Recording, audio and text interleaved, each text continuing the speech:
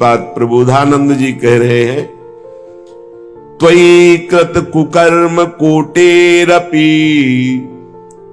चांडालान महा अधमस्यास्य। चिंता नहीं करनी।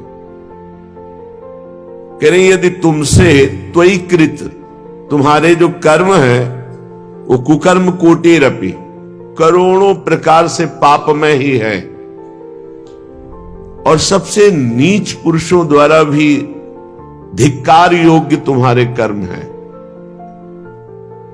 तो भी तुम्हें अब चिंता नहीं करनी। यदि हमारी बात तुम्हारे कान तक पहुंच रही है तो तुम्हें चिंता नहीं करनी। ईशोपि नैव शरणम, ईश्वर की कभी शरण नहीं हुई, कभी नाम जप नहीं किया, करोड़ों कुकर्म किए और नीच पुरुषों द्वारा भी धिक्कार योग्य है, ऐसा भी है।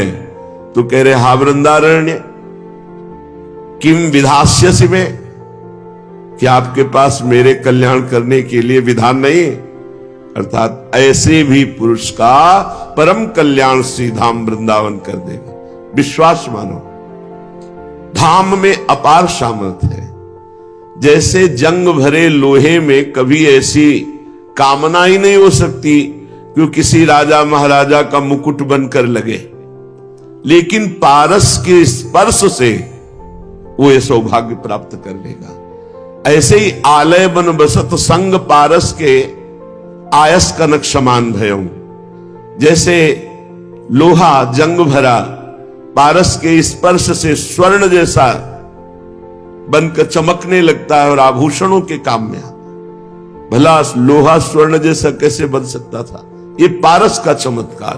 तो ये धाम का प्रभाव कि जो करोड़ों कुकर्म करने वाला वो नरक जाएगा, जो कभी भगवान का शरणागत नहीं हुआ, कभी भजन नहीं किया, केवल पापाचरण और नीच पुरुषों द्वारा भी धिक्कार योग, ऐसे कुछ कर्म हैं जिन कर्मों को नीच पुरुष भी धिक्कारते हैं कि धिक्कार है, यद्यपि मैं पापी हूं लेकिन ये मुझसे बड़ा पापी है, क्योंकि ये निकृष्ट कर्म कुछ ऐसे हैं, जैसे बाल हत्या, सोते हुए पुरुष की हत्या, गर्भ हत्या, ब्रह्म हत्या, ये ऐसे बड़े बड़े पाप हैं जिन्हें नीच पुरुष भी कहते हैं इनको नरक में भी ठौर नहीं मिलेगी, अर्थात नारकी पुरुष भी उसको धिक्कारते हैं। यदि ऐसा भी पुरुष, ये कमाल की बात, चमत्कार की बात, धाम का आश्रय और वास स्वीकार कर ले, तो श्रीपाद प्रश्नवाचक करते हैं वृंदावन से कि वृंदावन के आपके पास उसके कल्याण के लिए कोई विधान नहीं, अर्थात पक्का विधान है। धाम के वास मात्र से पहाड़ के पहाड़ पाप ऐसे भस्म होते हैं, जैसे एक दिया सलाई लगा दे तो पहाड़ लगा हो रुई का तो वो भस्म हो जाता है। ऐसे धाम के वास से, धाम चिदानंद है, कोई जड़ देश नहीं है, ये चिदानंद है। जैसे प्रिया प्रीतम वैसे ही धाम, वैसे ही सहचरियां, वैसे ही लता खगमृग पशु पंछी यमुना जी सब ये चिदानंद वपु। अति दुर्लभ पद आसा वासाय साहितु दुर्घटा त्वयि में। यह सुनकर अब मेरे हृदय में दुर्लभ आशा जागृत हो गई, क्या? अखंड वृंदावन वास करूंगा।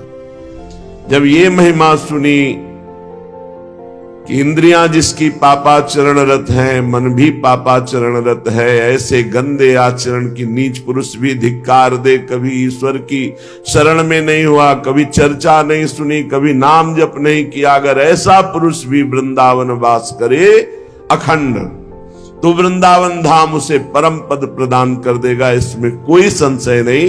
तो कह रहे हैं अति दुर्लभ पद आशा।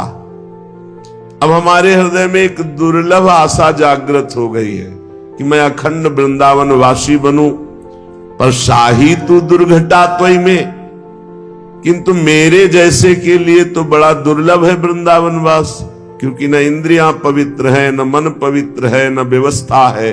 कैसे हो? कृत सर्वेंद्री शत्रु रहा, मेरी इंद्रियां ही मेरी दुश्मन है, मेरा मन ही मेरे दुश्मन है, गलत फंसा रहे हैं, गलत आचरण करवा रहे हैं। तो वृंदारण्य किम नुमे भविता, क्या वृंदावन मेरी आशा पूर्ण नहीं करेगा? मैं वृंदावन की शरण में हूं, अब तो वृंदावन ही मेरी आशा पूर्ण करेगा। सच्ची मानो, एक होता है व्यवस्था से वृंदावन वास, एक होता है वृंदावन की व्यवस्था से वृंदावन वास। बस केवल वृंदावन का आश्रय। तो आप देखो, ये वृंदावन की व्यवस्था है, ये वृंदावन की व्यवस्था है। अगर अपनी व्यवस्था से रहते तो कितना बड़ा कर लेते, और वृंदावन की व्यवस्था से रहे तो देखो कैसे रख रहे हैं। कोई भी ये मत सोचो कि मेरे पास व्यवस्था नहीं है तो वृंदावन कैसे व्यवस्था करेगा, जैसे हमारी की ऐसे करेगा। पक्का मान लो, पर भरोसा दृढ़, परीक्षा में पक्का। परीक्षा क्या? अब प्राण त्याग देंगे लेकिन वृंदावन नहीं छोड़ेंगे। संपूर्णता, जोर से हाथ पकड़ लिया कि अब तुम जाने की सोचोगे भी तो हम तुम्हें नहीं जाने देंगे। ऐसे वृंदावन प्रकटता है। ये कोई ना सोचे कि हमारी व्यवस्था नहीं तो वृंदावन कैसे बात। जिनके पास व्यवस्था है उनसे बढ़िया व्यवस्था वृंदावन करेगा। बस धैर्य रखो।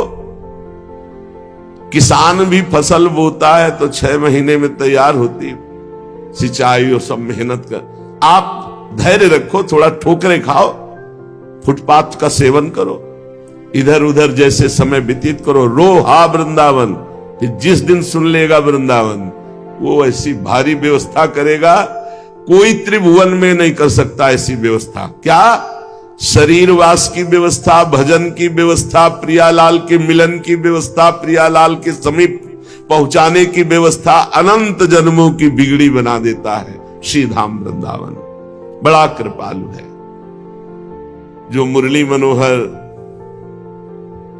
भगवान श्री कृष्ण का आश्रय ले लेता है, अनंत शक्ति, अनंत पराक्रम, सावेद धातु पदवीं परस्य दुरंत वीर्यस्य रथांग पाणे। कोई आज तक ऐसा नहीं हुआ कि संपूर्ण रूप से भगवान की सामर्थ्य को, बल को और महिमा को जान सके। इसीलिए वेद भी स्वयं नेति नेति कहते हैं, नाइति, इतना ही नहीं है। इसलिए भगवान अनंत महिमा में जो उनका ज्ञान, जो वैराग्य, जो बल, जो ऐश्वर्य, जो प्रेम, वो आज तक कोई था नहीं पा पाया। भगवान सारे जगत के रूप में भी है और इससे परे भी है। उनके स्वरूप को, उनकी लीला को उतना ही वो जान सकता है जितना भगवान जनाते हैं। संपूर्णतया भगवान भी अपनी महिमा को पूर्ण रूप से नहीं जानते। जैसे नाम की महिमा के लिए कहा गया, कहूं कहां लगी नाम बड़ाई, राम न सकत नाम गुण गाई। ऐसे प्रभु का रूप, ऐसे प्रभु की लीला, ऐसे प्रभु के अनंत महिमा। स्वयं भगवान ही तो शेष जी के रूप में है। अनंत महिमाशाली भगवान शेष ही है भगवान, और महिमा 2000 जिह्वा से वर्णन करते रहते, पार नहीं पाते। स्वयं भगवान की ही बुद्धि शक्ति से तो सरस्वती जी प्रकट हुई, लेकिन वो भी महिमा का पार नहीं पाती। स्वयं भगवान ही अपौरुषेय वेद के रूप में प्रकट हुए, पर वेद भी नेति नेति कह रहे अनंत महिमा श्री भगवान की है। जो नित्य निरंतर निष्कपट भाव से भगवान के चरणों का आश्रय लेकर नाम जप करता है और सेवा करता है, सोई जाने जे देहु जनाई। भगवान स्वयं उसको फिर अपनी महिमा जनाते, जितना उतना ही पार पाता है। जैसे मच्छर से लेकर गरुण जी तक अनंत महिमाशाली आकाश में उड़ते पर कोई पार नहीं पाया, ऐसी अपनी अपनी बुद्धि के अनुसार, भगवत प्रदत्त बुद्धि के अनुसार भगवान की लीला महिमा, नाम महिमा, धाम महिमा, गुण महिमा, रूप महिमा का सब ऋषियों ने गान किया। पर इतना ही है ऐसा नहीं, अनंत महिमा है। ध्यान देने योग्य बात है, जो नित्य निरंतर निष्कपट भाव से भगवान का नाम जप करता है, भगवान के चरणों का आश्रय लेकर उनकी सेवा भावना में, वो धन्य धन्य हो जाता है। अनंत महिमा, अनंत पराक्रम, अनंत ज्ञान, अनंत प्रेम, ऐसे भगवान उसके अधीन हो जाते हैं जो निष्कपट भाव से, मोहि कपट छल छिद्र न भावा, निष्कपट भाव से भगवान के लिए भगवान का भजन करना, इसे निष्कपट भाव कहते हैं। सरल शब्दों में भगवान से कुछ चाहना यह अलग बात हो गई, भगवान को चाहना यह अलग बात हो गई। भगवान के लिए भगवान का भजन करना, भजन के लिए भजन करना, भजन किए बिना जिया नहीं जाता, भजन किए बिना रह नहीं सकते, यह है निष्कपट भाव का भजन। भगवान के चरणों का आश्रय, निष्कपट भाव से निरंतर नाम जप और उनकी सेवा, इससे भगवान अधीन हो जाते हैं, अनंत महिमाशाली। सूत जी महाराज कह रहे, शौनकादि ऋषियों, आप लोग बड़े सौभाग्यशाली हैं, धन्य हैं, क्योंकि मानव जीवन विघ्न बाधाओं से भरा हुआ है। आज तुम मस्ती कर लो, कल मस्ती करने लायक नहीं रहोगे, ना शरीर रहेगा, ना समय रहेगा, ना व्यवस्था रहेगी। बड़ा विचित्र है, बड़ा विचित्र। ये मानव जीवन संघर्ष, विपत्ति, अपमान, दुख, दुविधा से भरा हुआ है। संसार में तुम्हें दुख, दुविधा, संघर्ष से केवल एक बचा सकते हैं, भगवान श्री कृष्ण, क्योंकि उन्हीं से ये प्रचंड माया शक्तिशाली है, उन्हीं की शक्ति से। तो जो अनिर्वचनीय प्रेम भगवान से प्राप्त हो गया, तो ना दुख, ना दुविधा, ना संघर्ष, ना विपत्ति, सब आनंदमय हो जाता है। पर ये प्रेम नाम जापक, भगवद आश्रित, भगवत सेवा परायण, उसी को प्राप्त होता है। तीन बातें खास, भगवान का आश्रय, नित्य निरंतर नाम जप और भगवत सेवा, बढ़िया बढ़िया आनंदमय जीवन हो जाएगा, परमानंदमय जीवन। फिर इस जन्म मरण रूपी संसार के भयंकर चक्र में तुम्हें नहीं आना पड़ेगा। सूत जी महाराज कह रहे, हे ऋषियों, आप बड़े सौभाग्यशाली हैं, आपका जीवन धन्य है।